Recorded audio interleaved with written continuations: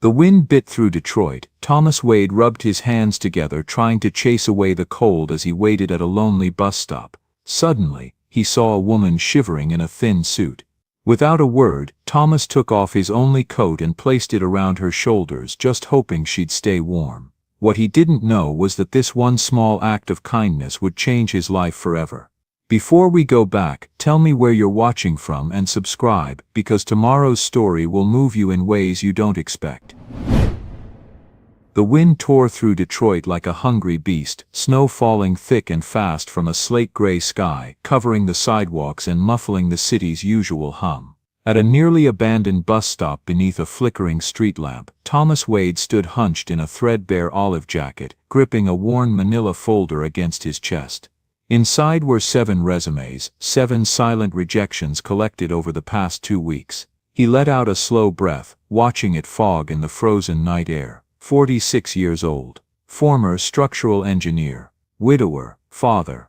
And now, homeless. The red glow of a nearby pharmacy sign blinked 8:43 in the evening. The number 17 bus was running late, as it often did on snowy nights. The cold had long since soaked through his worn boots, numbing his toes until he could barely feel them anymore. Then, through the curtain of falling snow, a figure appeared. She was a woman who looked to be in her mid-30s, dressed in a charcoal business suit with a silk blouse underneath, but no coat. Her heels clicked sharply on the icy pavement as she hurried toward the shelter of the bus stop awning.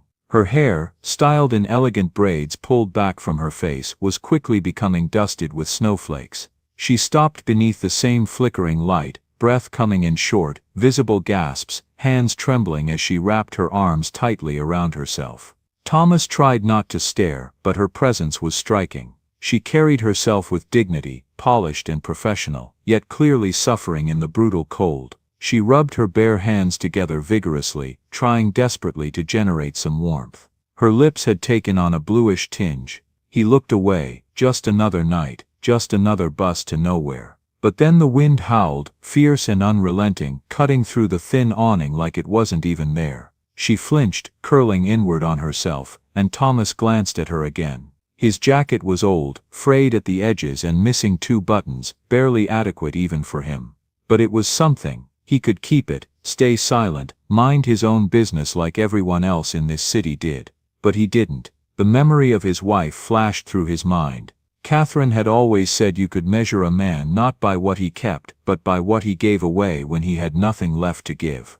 Without a word, he shrugged off the coat. The cold immediately bit into his thin flannel shirt, sharp as knives. He stepped toward her and held it out with hands that shook slightly. Startled, she looked up at him, her eyes wide with surprise and wariness. "You don't have to do that," she said quickly, though her voice wavered.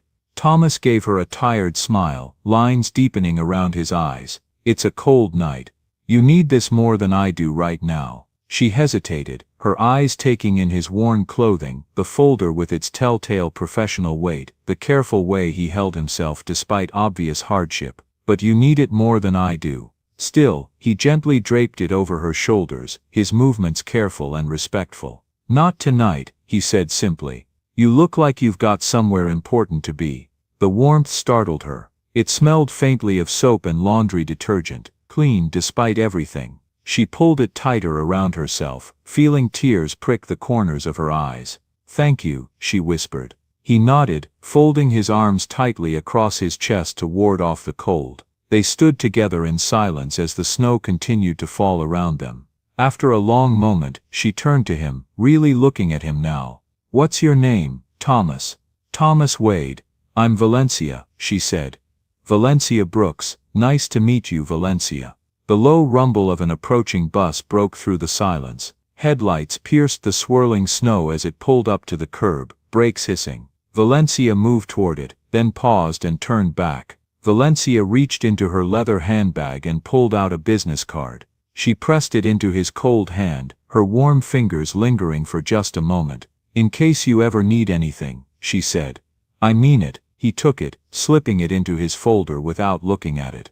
"Thank you." Valencia stepped onto the bus, then glanced back one more time. Thomas watched until the bus disappeared into the snow and darkness, until he was alone again with the wind and the cold. Thomas stood shivering at the bus stop for a long moment after Valencia left, then walked into the night toward his rusted 1998 Chevy pickup, parked behind the old textile mill on Detroit's east side.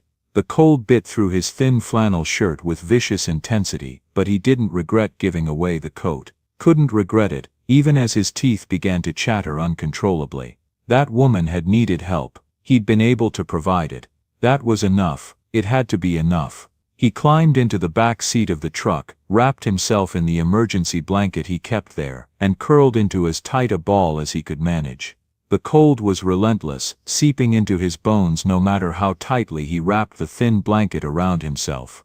Sleep came only in short, shivering bursts. When gray light finally filtered through the frosted windows, Thomas forced himself to move. Every joint ached, his fingers were stiff, his breath shallow, but survival didn't allow indulgence.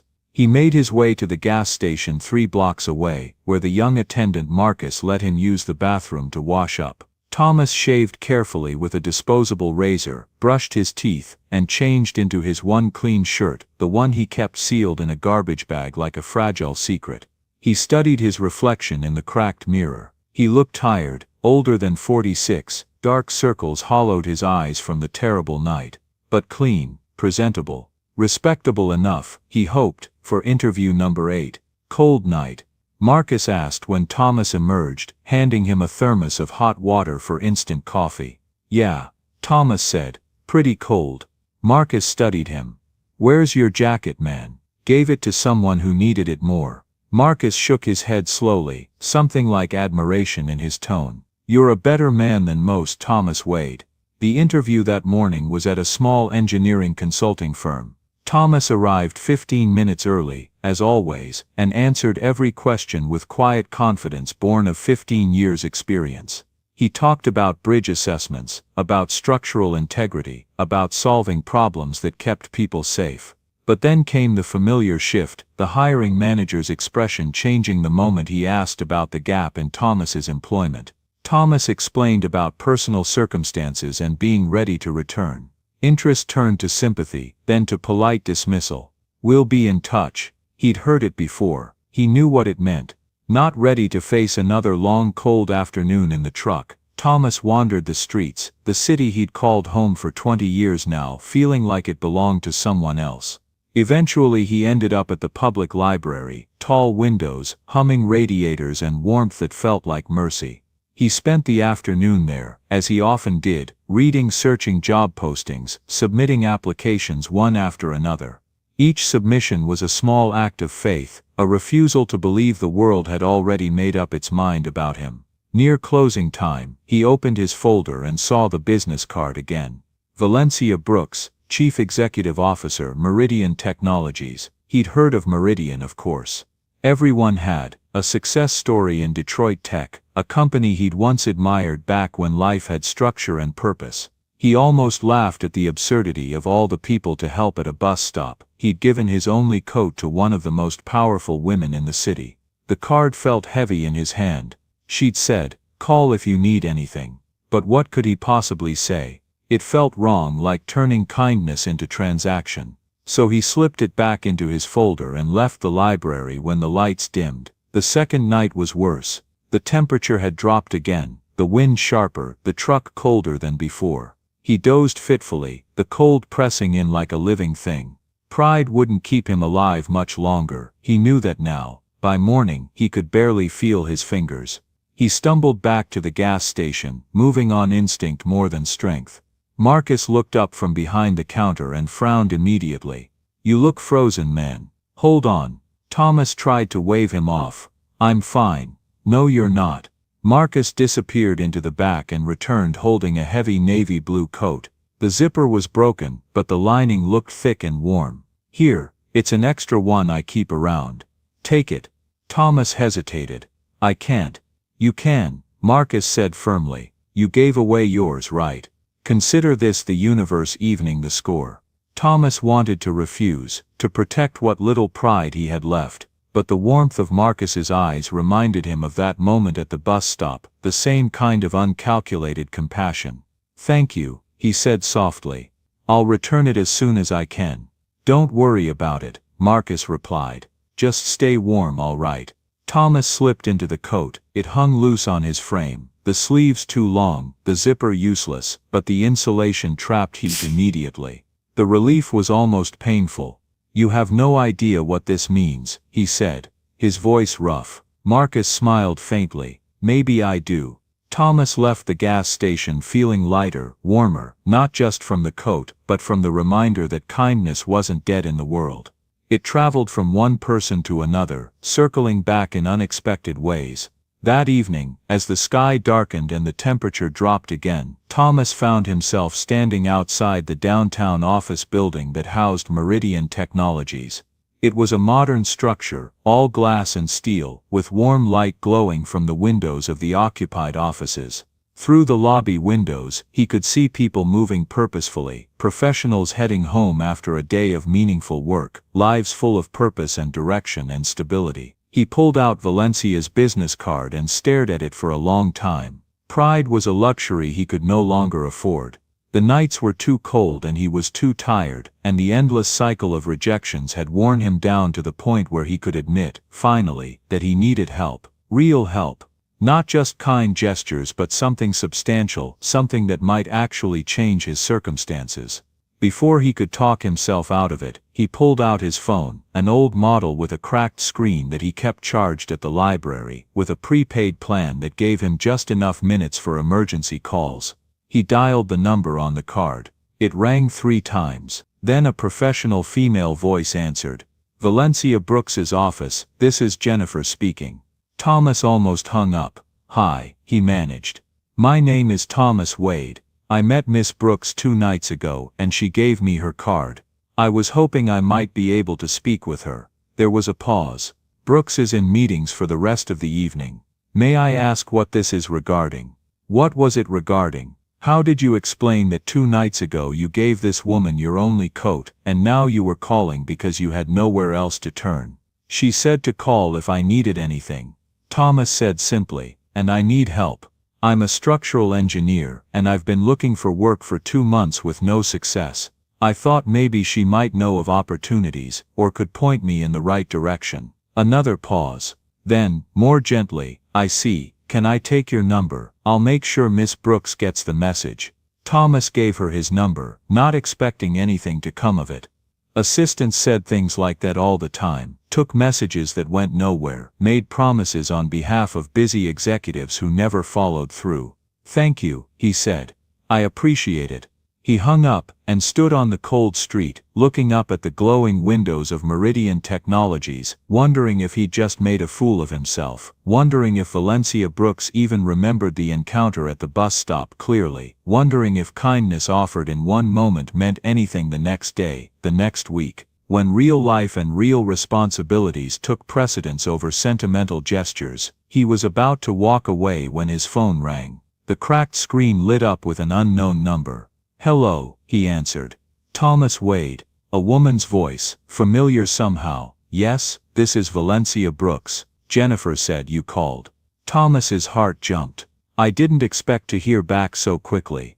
I'm sorry to bother you. You're not bothering me, Valencia said, and he could hear genuine warmth in her voice, not just professional courtesy. I was hoping you'd call. How are you? The question caught him off guard. When was the last time someone had asked how he was and actually seemed to care about the answer? I'm managing, he said, unable to quite admit how badly he was doing to this successful stranger. On the other end of the line, Valencia went quiet.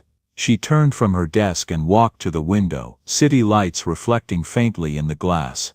The sound of his voice, steady but worn, polite but tired, pulled her backward in time. That night, the snow, the man who had given her his coat, the board meeting replayed in her mind, voices raised, faces she'd once trusted turning sharp, every accusation landing like a slap. She'd walked out before it was over, too angry to stay, too humiliated to care that she'd left her coat behind. Then came the storm, the bitter wind, the snow, and the stranger who'd given her his only protection without hesitation. On the bus afterward, she'd sat clutching that coat like something sacred, wondering when kindness had become such a rare thing in her world. Now, hearing that same voice again, Tired, uncertain, humble, she felt something shift inside her. She couldn't ignore it. "Thomas, where are you right now?" "I'm downtown, near your building actually." "Can you come up?" she said softly. "I'd like to talk to you in person." Thomas looked down at himself. The too large borrowed coat, the worn pants, the boots that had seen better days. "I'm not really dressed for office buildings.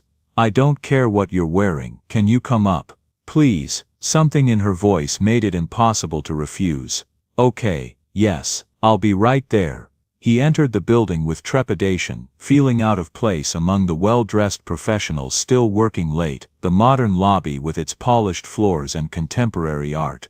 The security guard looked at him with obvious suspicion until Thomas explained he had an appointment with Valencia Brooks, at which point the guard's expression shifted to surprise, and he quickly issued a visitor badge and directed Thomas to the elevators.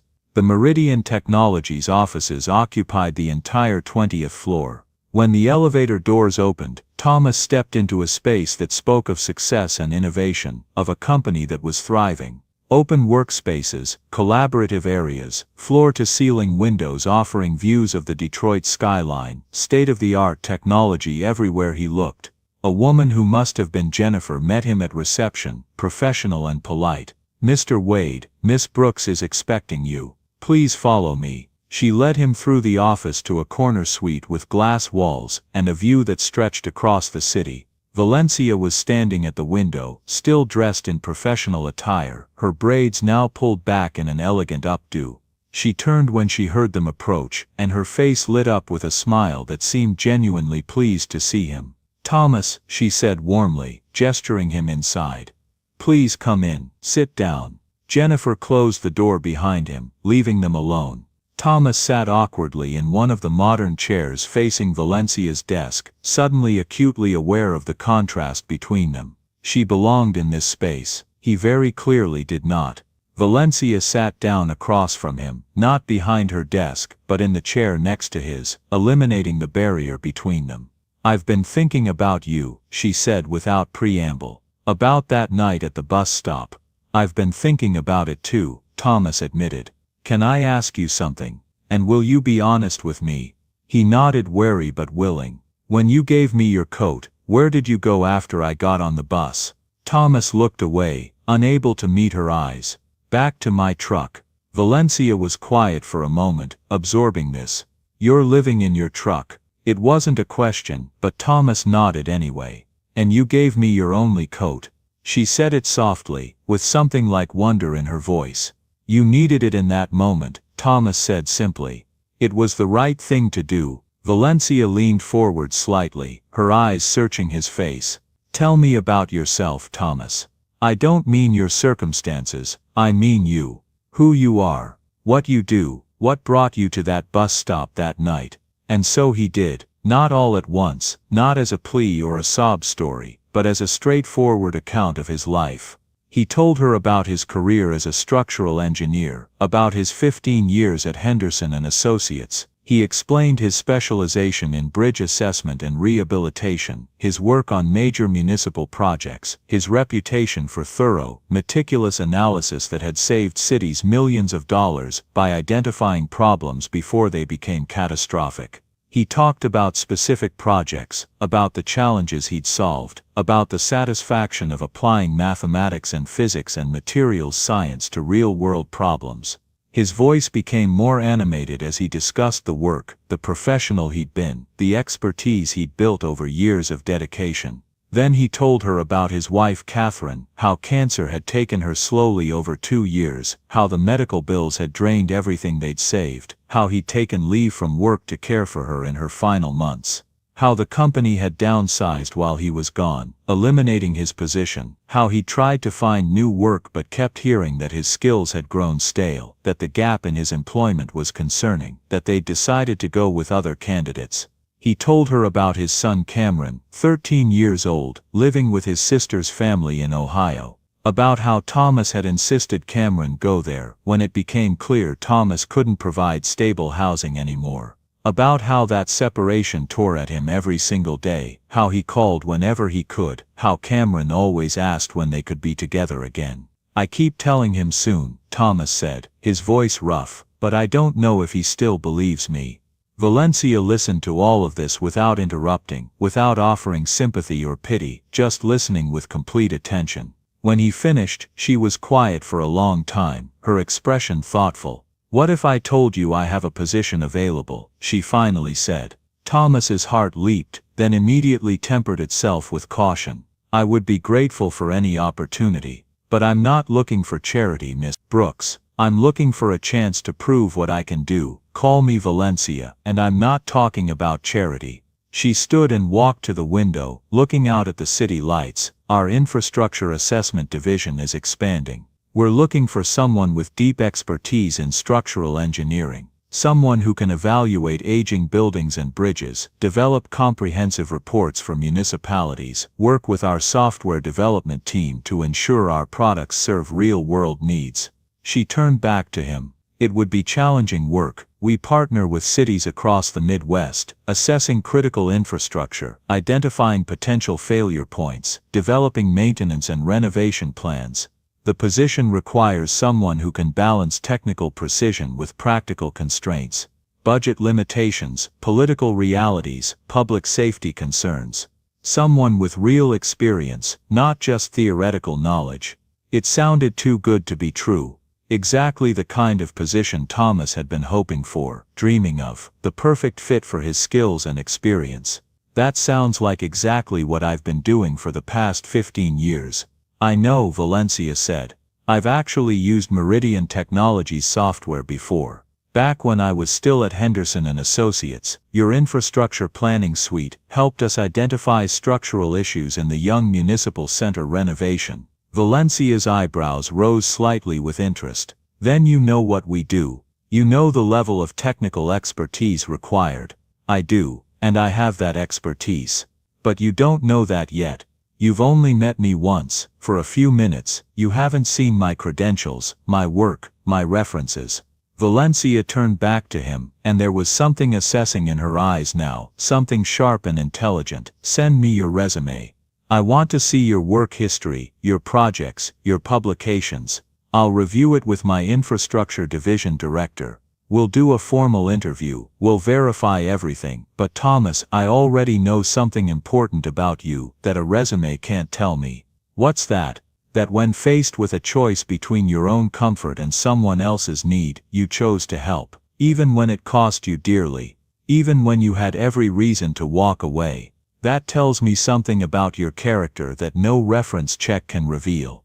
Thomas felt tears burning in his eyes and fought them back. "You're considering hiring me because I gave you my coat. I'm considering interviewing you because you demonstrated something rare and valuable. But let me be clear, the job offer will depend entirely on your qualifications. If you're not the right fit technically, I won't hire you. That wouldn't be fair to you, to my company, or to the cities that depend on our assessments. But if your credentials match what you've told me, if your experience is as strong as I suspect, then yes, that act of kindness opened a door." She paused, then added, "Why shouldn't it? We make hiring decisions based on all kinds of factors. Education, experience, references, interview performance. But character matters too. Maybe it should matter more than we typically allow it to." Thomas couldn't hold back the tears anymore. They slipped down his cheeks and he didn't try to hide them. "I don't know what to say. Say you'll send me your resume tonight. Say you'll come in for a formal interview this week. Say you'll give me the chance to help you, the way you helped me, by providing an opportunity for you to prove what you're capable of." "Yes," Thomas managed, his voice breaking. "Yes to all of that. Thank you so much." Valencia reached across and squeezed his hand briefly, a gesture of connection and solidarity. "Don't thank me yet. Prove that I'm right about you. Prove that what I saw in you that night at the bus stop is real. Show me what you're capable of when someone believes in you." "I will," Thomas promised, and it was a vow, a commitment to himself as much as to her. "I swear I will." As he left her office and rode the elevator back down to street level, Thomas felt something he hadn't felt in months. Hope, real, tangible hope. Not the desperate, fragile hope that came from submitting another job application, but something solid and substantial. The possibility that his life might not be over, that he might still have a future, that one act of kindness might have created an opportunity he'd been desperately searching for.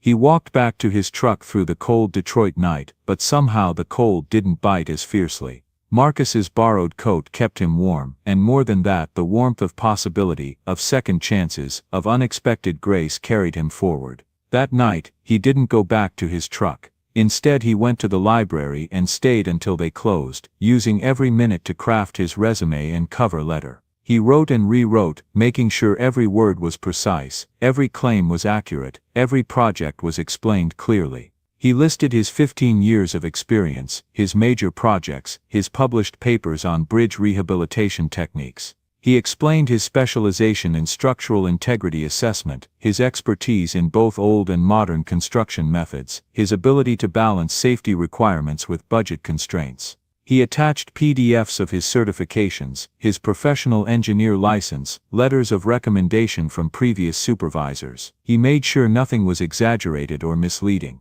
This was his chance, maybe his only chance, and he would not waste it on false claims or desperate overselling. When he finally hit send at 9:47 that evening, he felt a mix of hope and terror. What if his experience wasn't enough? What if she looked at his resume and realized he'd overstated his qualifications? What if the gap in his employment was too large to overlook, even with all his credentials? But he'd done his best. That was all he could do. 3 days later, his phone rang with a call from Jennifer Valencia's assistant. "Mr. Wade, we'd like to schedule a formal interview for you. Would Thursday at 10 in the morning work?" Thursday, that was only 2 days away. "Yes," Thomas said immediately. "Thursday at 10 is perfect." "Excellent. You'll be meeting with Miss Brooks and Patricia Morgan, our Director of Infrastructure Assessment. Please bring any additional portfolio materials you'd like to present. I'm emailing you the details now." When Thursday arrived, Thomas was more nervous than he'd been for any interview in his life. He'd spent the previous 2 days preparing, reviewing his old projects, rehearsing answers to technical questions, making sure he could explain his work clearly and confidently. He arrived at Meridian Technologies 15 minutes early, wearing his best clothes, clean and pressed. Jennifer greeted him warmly and led him to a conference room where Valencia and another woman were waiting. Patricia Morgan was in her late 40s with sharp eyes and a no-nonsense demeanor. She shook Thomas's hand firmly. "Mr. Wade, I've reviewed your resume, very impressive background." "Thank you. Let's get started," Patricia said, pulling out a folder. "I want to talk specifics. Tell me about the Young Municipal Center renovation. What were the primary structural challenges you encountered?" And Thomas did. For the next hour, Patricia asked detailed, probing questions about his engineering experience, and Thomas answered with the confidence born from years of expertise. She asked about specific projects, about problems he'd encountered and how he'd solved them, about his approach to balancing safety requirements with budget constraints and timeline pressures. She pulled out technical diagrams and asked him to evaluate them on the spot, identifying potential issues. She presented hypothetical scenarios, budget limitations and safety concerns, and asked how he would handle them. She challenged his assumptions, questioned his methodology, pushed him to explain his reasoning. Thomas found himself relaxing into the conversation despite the pressure. This was his element. This was what he was good at. He could discuss load-bearing calculations and material stress factors and foundation integrity with the fluency of someone who'd spent 15 years living and breathing this work. Patricia's expression shifted gradually from professional skepticism to genuine interest. She leaned forward, engaged, asking follow-up questions that suggested she was actually considering him seriously for the position. "Tell me about your experience with Meridian Technologies software," she said. "Valencia mentioned you've used our products." "Extensively," Thomas said. "During the Young Municipal Center project, we used your infrastructure planning suite for structural modeling. It was instrumental in identifying stress points in the original framework that weren't apparent from the blueprints alone. The predictive modeling features helped us anticipate how different renovation approaches would affect the building's long-term stability." He continued, discussing specific features of the software, ways it had helped his team, suggestions he'd had at the time for improvements. Patricia took notes, nodding occasionally. At the end of the hour, Patricia looked at Valencia and nodded once, a deliberate gesture that seemed to carry weight. "Thomas," Patricia said, "I'm going to be direct with you. Your qualifications are exceptional. Your experience is exactly what we need. Your understanding of both the technical and practical aspects of infrastructure assessment is rare. Based solely on your credentials and this interview, you're the strongest candidate we've seen for this position." Thomas felt his heart pounding. "Thank you. However," Patricia continued, "I need to be transparent about something. I know about your current circumstances. Valencia told me, and I want you to know that's not a factor in this decision. You're not getting this job because of your situation. You're getting it because you're qualified. Do you understand that?" "I do," Thomas said, "and I appreciate you saying it." Patricia smiled slightly. "Good. Then pending reference checks and a standard background review, we'd like to offer you the position of Senior Infrastructure Assessment Engineer. Starting salary of $95,000 annually, full health benefits, 4 weeks vacation, and flexible work arrangements while you get back on your feet." Thomas sat frozen, unable to process what he'd just heard. $95,000. That was more than he'd made at his old job. More than he'd dared to hope for. "You're serious," he said, his voice barely a whisper. "Completely serious," Valencia confirmed. "Patricia doesn't make hiring decisions lightly. You're exactly what we need."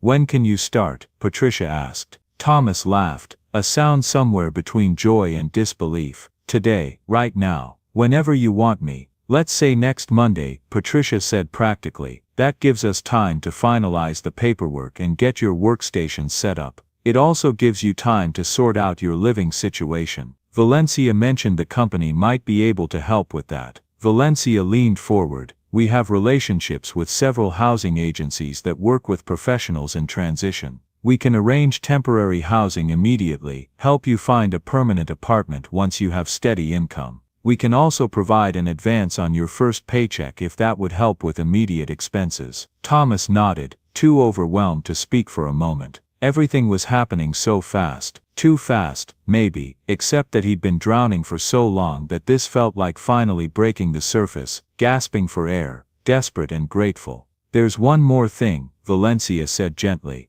"Your son, you mentioned he's living with family in Ohio. Cameron. He's 13. Once you're settled in housing and have steady income, we'll support you in bringing him home if that's what you want. Flexible hours when you need them for custody arrangements or school meetings. Whatever you need to rebuild that relationship." The thought hit Thomas like a physical blow. Cameron. Coming home. Living together again. Being a real father again. Not just a voice on occasional phone calls. Not just a source of disappointment and broken promises. "I want that more than anything," he said, his voice breaking. "But it'll take time, months probably. I need to prove I'm stable, that I can provide for him properly. His aunt and uncle have been incredible, giving him stability when I couldn't. I won't disrupt that until I'm certain I can offer him something better." "That's wise," Patricia said. "And that's exactly the kind of thoughtful, responsible approach that tells me we made the right decision hiring you." Valencia reached across the table. "Welcome to Meridian, Thomas." He took her hand, gripping it tightly. "Thank you. I won't let you down. I promise you that." "I know you won't," Valencia said simply. The following Monday, Thomas Wade walked into Meridian Technologies as an employee for the first time. He wore a new suit, purchased with the advance from his first paycheck, his first professional clothing in months. He'd showered that morning in the extended stay hotel room Meridian Technologies had arranged, standing under hot water for 20 minutes, washing away the grime and exhaustion of months on the streets. He looked like himself again, the professional, the engineer, the man he'd been before everything fell apart. Patricia Morgan met him at reception and led him through the office. "Let me introduce you to the team," she said. The Infrastructure Assessment Division consisted of 6 people, 4 engineers, 2 data analysts, and now Thomas. They were gathered in their section of the office, and Patricia made quick introductions. "Everyone, this is Thomas Wade, our new Senior Infrastructure Assessment Engineer. Thomas has 15 years of experience in structural engineering, extensive background in bridge rehabilitation and building assessment. He's worked on major municipal projects throughout Michigan. I'm confident he's going to be a tremendous asset to this team." The team members welcomed him warmly, genuinely interested in his background. They showed him his workstation, a modern desk with dual monitors near a window overlooking the city. His name was already printed on a placard, Thomas Wade, Senior Infrastructure Assessment Engineer. He sat down at that desk, ran his hands over the smooth surface, and felt something break open inside his chest. This was real. This was happening. He had a job. A real job doing the work he loved, work he was good at, work that mattered. Patricia pulled up a chair beside him. I'm going to start you on something substantial right away. No easing in, no simple assignments. I want to see what you can do. She opened a file on his computer.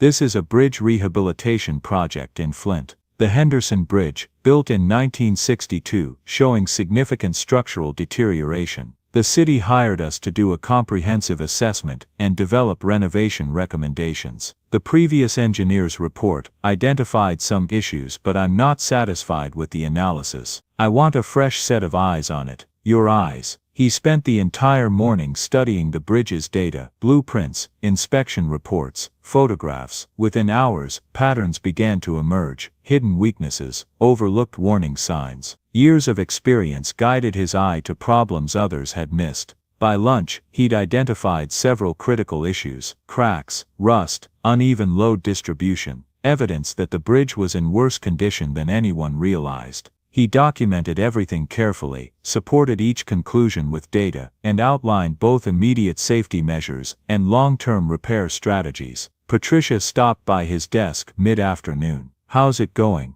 I've completed my initial assessment, Thomas said, and I have some concerns. He walked her through his findings, explaining each issue in detail, showing her the data that supported his conclusions. Patricia listened carefully, asking sharp questions, challenging his assumptions in ways that made Thomas respect her even more. When he finished, Patricia was quiet for a long moment. Then she said, "This is excellent work, Thomas. Thorough, precise, well documented. And you're right, the previous engineer missed these issues. If your analysis is correct, and I believe it is, this bridge is significantly more at risk than we thought. I'd recommend immediate traffic restrictions while we develop a full renovation plan," Thomas said. Nothing catastrophic yet, but the margin of safety is smaller than anyone realized. I'll contact the city today, Patricia said. They need to know about this immediately. She paused, then added, "You just potentially saved lives, Thomas. Your analysis identified problems that could have led to catastrophic failure. That's why this work matters. That's what we do here." Thomas felt a warmth that had nothing to do with temperature.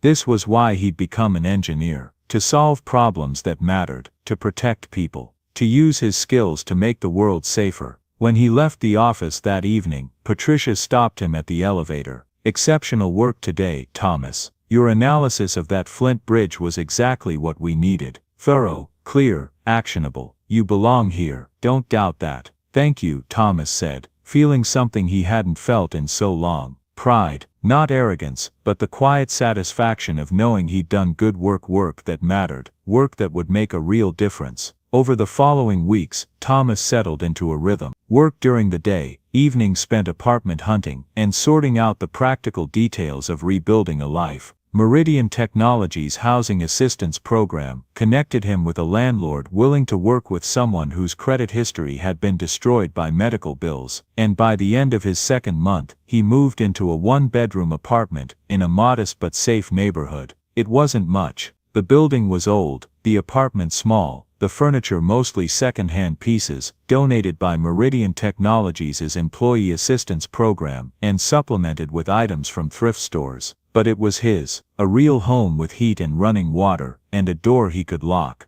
A place where he could sleep in an actual bed, cook meals in a real kitchen, shower whenever he wanted. The first night in that apartment, Thomas stood at the window looking out at the Detroit skyline and called his son. "Dad." Cameron's voice came through excited and hopeful, the way it always did when Thomas called these days. "Hey buddy, I've got some news, good news, the best news. I got an apartment, a real place, 2 bedrooms, and I was thinking, maybe during Christmas break, you could come visit for a week. Stay with me, see the city, see my new job, spend some real time together." The silence on the other end of the line stretched long enough that Thomas worried the connection had dropped. Then Cameron spoke, his voice thick with emotion. "Really, you mean it? You're not going to have to cancel?" The question hurt, because Thomas understood exactly why Cameron asked it. How many times had he made promises he couldn't keep? How many times had Cameron's hopes been raised, only to be disappointed? I mean it, Thomas said firmly.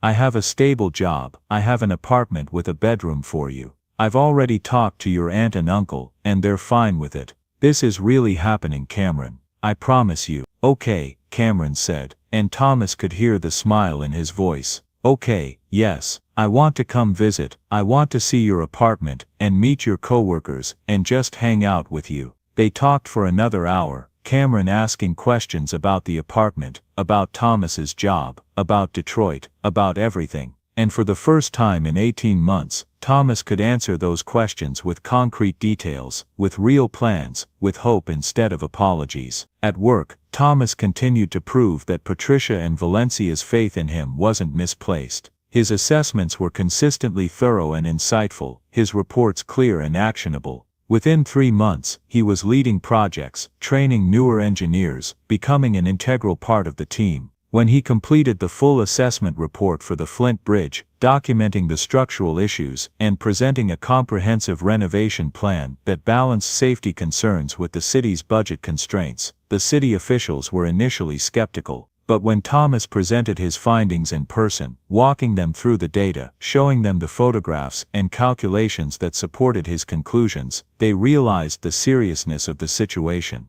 The city implemented his recommendations immediately. Traffic restrictions went into place. Emergency repairs addressed the most critical issues. A long-term renovation plan was approved based on Thomas's detailed specifications. 6 months later, during the renovation work, construction crews discovered additional structural problems that Thomas's analysis had predicted but hadn't been able to fully confirm without excavation. His foresight had allowed the renovation plan to account for these issues, preventing costly delays and change orders. Patricia called Thomas into her office. The city engineer just called. He wanted me to thank you personally. Your analysis and planning saved them an estimated $2 million in unexpected costs. More importantly, you may have prevented a bridge collapse that could have injured or killed dozens of people. Thomas felt a profound sense of satisfaction. This was why he devoted his life to this work, not for recognition or money, but for moments like this, for knowing that his skills, his knowledge, his careful attention to detail had made a tangible difference. I was just doing my job, he said. You were doing exceptional work, Patricia corrected.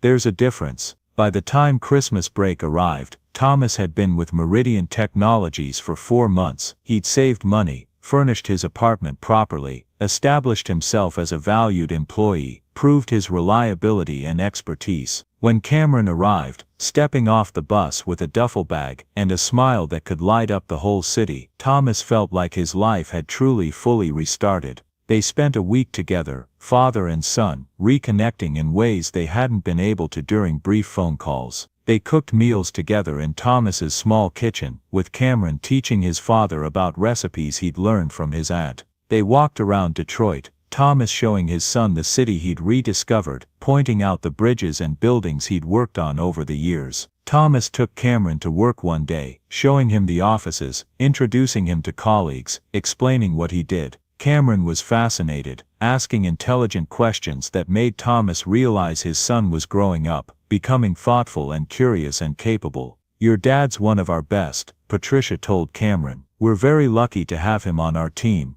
Cameron beamed with pride. I know, he's always been the best at everything. I'm glad other people can see that now too. On Christmas Eve, Valencia invited them both to the company holiday party, held in an elegant hotel ballroom downtown. It was a formal affair, and Thomas hesitated, not sure if it was appropriate to bring his 13-year-old son. But Valencia insisted. You're part of the Meridian family now, she said, both of you. At the party, Cameron stayed close to Thomas's side, a little overwhelmed by the crowd and the formal atmosphere. Thomas introduced him to colleagues, and Cameron was polite and articulate, shaking hands, making eye contact, demonstrating the good manners that Thomas and Catherine had tried to instill in him years ago. Valencia found them standing near the dessert table, Cameron's plate loaded with cookies and small cakes. You must be Cameron, Valencia said warmly, crouching down to his level. I've heard so much about you. Your father talks about you all the time. Cameron looked at her with wide eyes. "You're Miss Brooks. My dad told me about how you gave him this chance. Thank you for believing in him." Valencia smiled. "Your father earned this chance through his own merit. I just gave him the opportunity to show what he was capable of, and he's exceeded every expectation. You should be very proud of him." "I am," Cameron said seriously. "I always have been, even when things were hard." Valencia looked up at Thomas, and something passed between them. An understanding, a recognition of the journey they'd both been on, the choices they'd both made, the unexpected grace that had brought them to this moment. Later that night, after the party, after Cameron had fallen asleep on the couch in the apartment, Thomas stood at the window again, looking out at the city lights. 6 months ago, he'd been sleeping in his truck, hopeless and alone, wondering if his life was effectively over. Now he had a job he loved, a home, his son sleeping peacefully 10 feet away, a future that felt possible and real, all because he'd given away his coat on a cold night to a stranger who needed it, all because he'd chosen kindness over self-preservation, compassion over survival, humanity over hardship. The kindness hadn't been calculated. He hadn't given Valencia his coat expecting anything in return. He'd done it because it was right, because she was suffering, because he couldn't walk away from someone in need even when he had so little himself. And yet somehow that uncalculated kindness had come back to him, transformed into something beyond anything he could have imagined. Not because he deserved it or earned it through the gift, but because kindness has its own logic, its own way of rippling outward, touching lives in unexpected ways. The next 6 months brought more stability and growth. Thomas continued excelling at Meridian Technologies, taking on increasingly complex projects. He developed new assessment protocols that improved the company's efficiency and accuracy. His methodical approach and attention to detail became legendary within the infrastructure division. He was promoted to lead infrastructure engineer, given a team to manage, trusted with the company's most important municipal contracts. But more importantly, with his income stable and his life rebuilt, Thomas petitioned to regain full custody of Cameron. His son's aunt and uncle, seeing how well Thomas was doing, how stable his life had become, agreed it was time for father and son to be together again permanently. The transition was gradual and thoughtful, prioritizing Cameron's well-being and stability above all else. Cameron transferred to a Detroit middle school in January, moved into the second bedroom that Thomas had carefully prepared for him. They established routines together, negotiated responsibilities and rules, figured out how to be a family again after months of separation. It wasn't always smooth, there were adjustments and growing pains, moments of frustration and miscommunication, but they worked through it together, committed to rebuilding what had been broken. They ate dinner together most nights, talked about school and work and life. Cameron joined the school basketball team. Thomas helped with homework, attended parent-teacher conferences, showed up for games whenever his work schedule allowed. Slowly, carefully, they rebuilt their relationship, finding their way back to each other. And Thomas never forgot the lesson of that cold night at the bus stop. He volunteered at homeless shelters on weekends, served meals, donated clothes, talked to men and women who reminded him of who he'd been just a year before. He saw their humanity when others looked away, remembered how invisible he'd felt, how much one act of kindness had meant, how desperate he'd been for someone to see him as a person rather than a problem. He treated every person he encountered with dignity and respect, remembering that circumstances could change in an instant, that anyone could end up where he'd been, that the line between housed and homeless was thinner than most people wanted to believe. At Meridian, Thomas approached Valencia with an idea that had been forming in his mind for months. "I keep thinking about how I got this job," he said. "About how traditional hiring practices excluded me despite my qualifications. And I keep wondering how many other people are out there with valuable skills who just need someone to look past their circumstances." Valencia listened carefully. As Thomas spoke, Valencia found herself thinking back to that night nearly 2 years ago. The boardroom confrontation, the cold stares, the words that had cut deeper than she'd ever admitted. "You're losing control of your company, Valencia. People don't trust you anymore. They fear you." She'd carried those words like a weight ever since. But now, listening to Thomas describe a program built on trust and second chances, she realized how far she'd come, how far they both had. Creating second foundations wasn't just redemption for him, it was for her too. What if we created a hiring program specifically for people with professional backgrounds who've fallen on hard times? Thomas continued. People like me, people with skills and experience and education who've lost jobs due to illness or family emergencies or bad luck. People who are capable but who can't get past the resume screening because of employment gaps or current housing situations. Valencia's eyes lit up with interest. Tell me more. We could partner with homeless shelters and re-entry programs to identify individuals with relevant backgrounds, Thomas said. Provide them with resume assistance, interview coaching, professional clothing if needed. Not charity, but opportunity. A chance to prove themselves based on their skills rather than their circumstances. I like it, Valencia said. But how do we ensure quality? How do we distinguish between people who have genuine professional skills and people who are just desperate for any job? Thorough screening, Thomas said. Verify credentials, check educational backgrounds, conduct skills assessments, but do it with the understanding that someone living in a shelter or their car might not have perfect references or might struggle with a traditional interview process. Look at the whole person, not just their current situation. They spent the next several months developing the program together. Valencia handled the corporate side while Thomas worked with shelters and re-entry programs, learning about the barriers people faced and how to break them. They called it Second Foundations, a name that reflected the idea of rebuilding, of giving people a chance to reconstruct their lives on more solid ground. The program launched a year after Thomas joined Meridian. It started small, partnering with 3 local shelters, accepting applications from individuals with documented professional backgrounds. Thomas led the program personally, becoming its most passionate advocate and its clearest proof of concept. He interviewed dozens of candidates, looking past the rough appearances and gaps in employment to find the capability beneath. He asked probing questions about their backgrounds, their skills, their work history. He verified credentials carefully, checked references, conducted skills assessments, and he found remarkable people.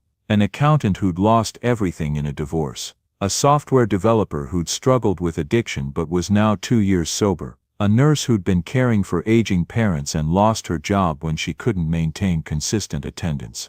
A marketing professional who'd fled domestic violence and was rebuilding from nothing. People with skills, people with potential, people who just needed a chance. Thomas hired 15 people in the first year, each one carefully placed in positions matching their skills, each one given the same kind of comprehensive support that Meridian Technologies had given him. Temporary housing assistance, advances on paychecks, flexible scheduling during the transition period, job coaching and professional mentoring. And the program worked, not perfectly, not without challenges and setbacks. 2 of the 15 didn't succeed, unable to manage the transition or struggling with personal issues that made consistent employment impossible. But 13 did. 13 people who'd been homeless or marginally housed or in crisis found stable employment, rebuilt their lives, proved that their circumstances didn't define their capabilities. Most of them succeeded remarkably well, becoming valued employees, contributing meaningfully to the company, demonstrating that homelessness or hardship wasn't a character flaw, but a circumstance that could be overcome with support and opportunity.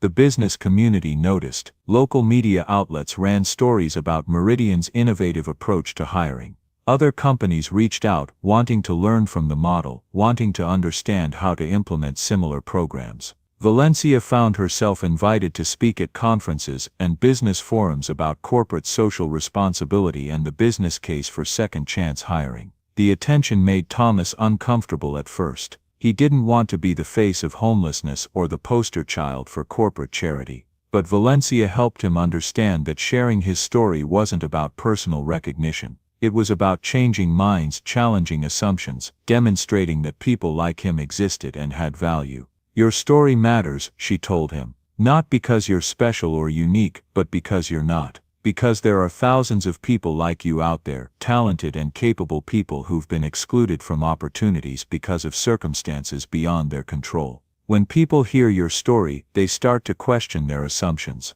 They start to wonder who else they might be overlooking. 2 years after that night at the bus stop, Valencia stood on a stage at the National Business Ethics Conference in Chicago, addressing an audience of 500 business leaders, investors and entrepreneurs. Thomas sat in the front row with Cameron beside him, both dressed in suits, both successful in their own ways now. Valencia told their story, not as a heartwarming anecdote designed to tug at emotions, but as a challenge to the business world's assumptions about value, worth, and potential. 2 years ago, on a cold December night in Detroit, I forgot my coat before leaving work, she began. I was running late for a meeting, I was distracted, and I ended up at a bus stop in a snowstorm without proper protection from the cold. A stranger at that bus stop, a man I'd never met, gave me his coat, his only coat, and then he walked away into the snow. She paused, letting the audience absorb this. That man was homeless, living in his truck, surviving on maybe $200. He'd just been rejected for his 8th job interview in 2 weeks. He was cold and exhausted and had every reason to prioritize his own survival. But he didn't. He saw someone in need and he helped, without calculation, without expectation of reward, without even telling me his circumstances.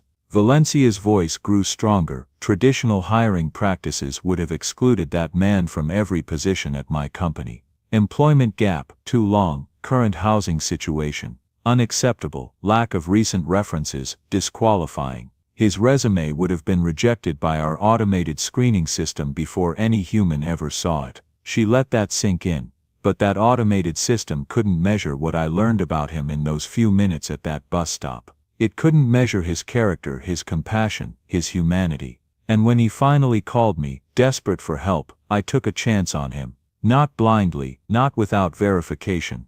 I looked at his credentials, I verified his experience, I put him through a rigorous interview process, and I discovered that he was exactly as skilled and capable as his resume suggested. Valencia described Thomas's work, his analysis of the Flint Bridge that had potentially saved lives and millions of dollars, his leadership in the infrastructure division, his development of the Second Foundations program. Thomas Wade isn't exceptional, she said. That's not an insult. It's the point. He's not some rare genius or extraordinary talent. He's a skilled professional with solid experience who fell into hard times through a combination of bad luck and circumstances beyond his control. And there are thousands of people like him, tens of thousands. Talented, capable, educated people who've been systematically excluded from opportunities because our hiring practices prioritize credentials over character, resumes over humanity, current circumstances over potential contribution. She paused, looking directly at the audience. The business case for second-chance hiring isn't just ethical, it's practical. We're accessing a talent pool that most companies ignore. We're building loyalty and dedication that can't be bought. Thomas didn't just meet expectations, he exceeded them consistently. He brought expertise we needed, perspective we valued, and commitment we couldn't have purchased at any price.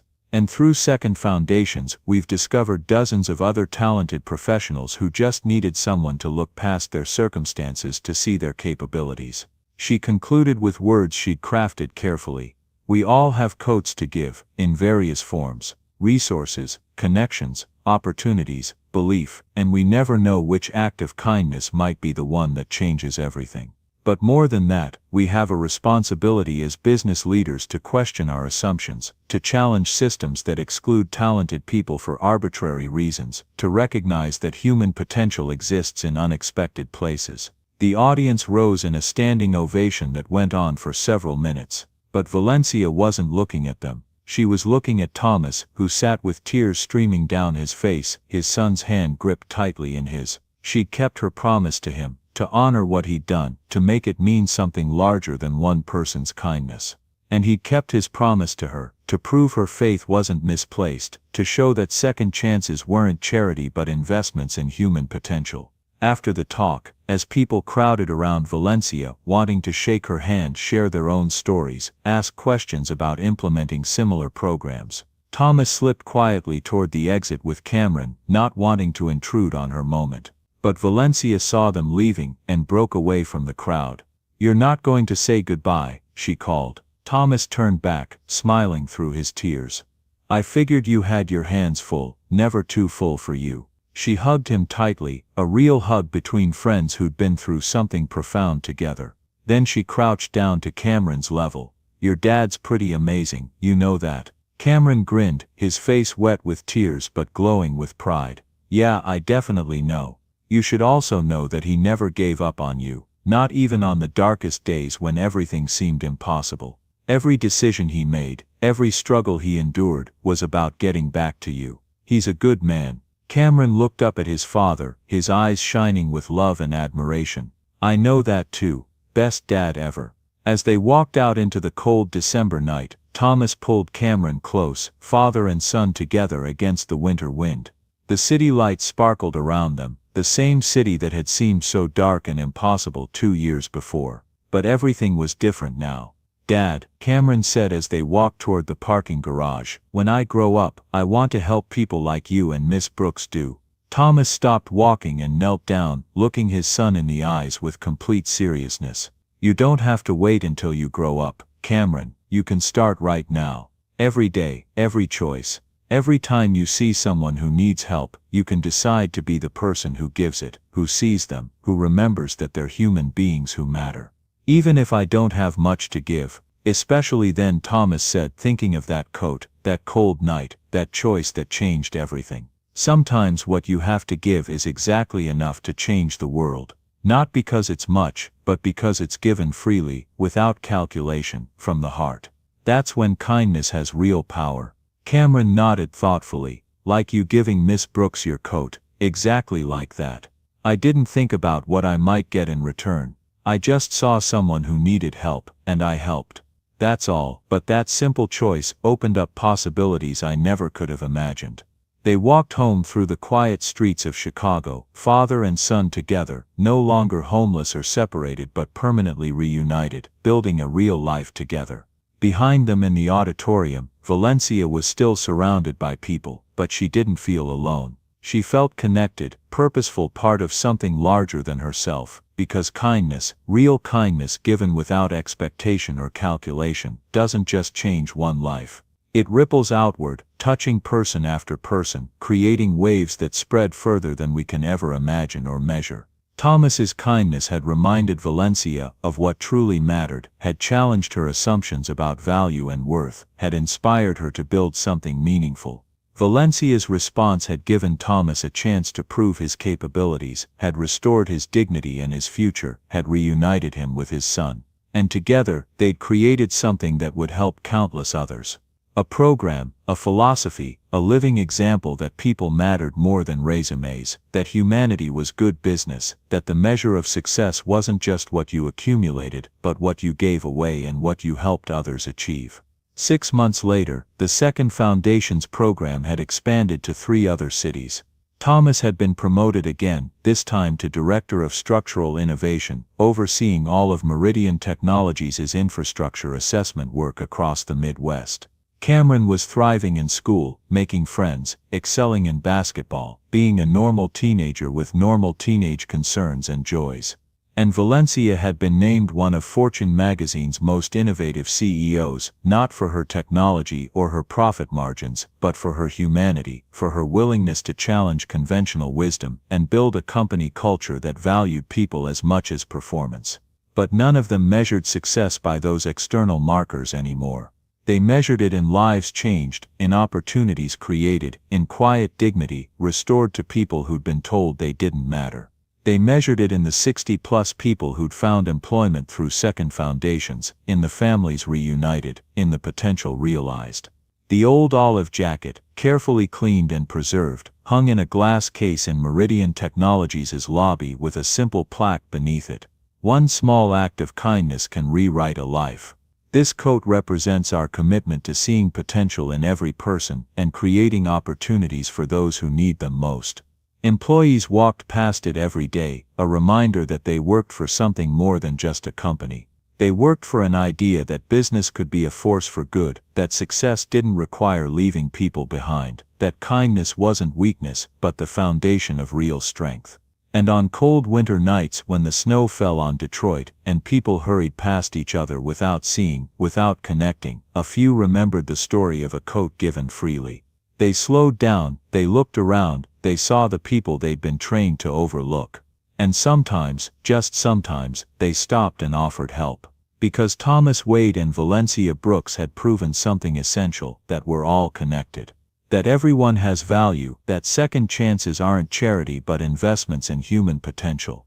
and that the world changes not through grand gestures or dramatic interventions, but through small acts of kindness multiplied across thousands of moments and millions of lives. The coat changed everything, but it was never really about the coat. It was about two people choosing to see each other's humanity in a world that had taught them both to look away. It was about the decision to care when caring wasn't convenient, to help when help wasn't expected, to give when giving cost dearly. And that choice, that simple decision made on one cold night at one bus stop in Detroit, created ripples that would spread for generations, changing not just two lives, but hundreds, thousands, countless others touched by the example they set and the program they built. Sometimes the smallest gesture, given at the right moment to the right person, is enough to change the world. Not because the gesture itself is world-changing, but because kindness is contagious, because compassion multiplies, because one person's choice to see and value and help another person can inspire that person to do the same for someone else, and so on, rippling outward infinitely.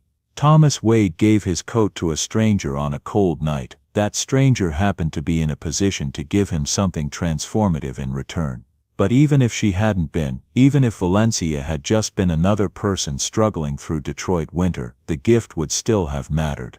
The kindness would still have been real, the humanity would still have been affirmed.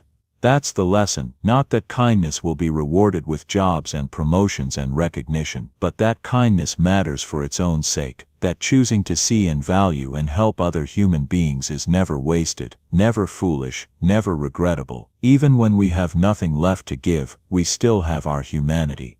We still have our capacity to care, we still have our choice to help.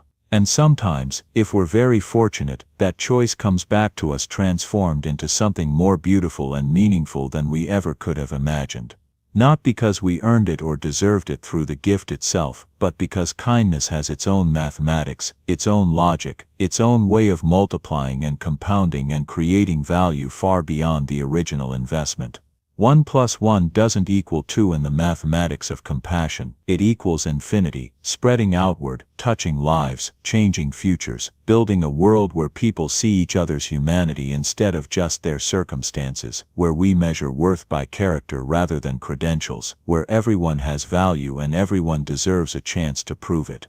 That's the world Thomas Wade and Valencia Brooks are building, one coat, one chance, one act of kindness at a time, and that's the world we all have the power to create, if we're willing to give what we can, when we can, to whoever needs it, without calculation or expectation of return.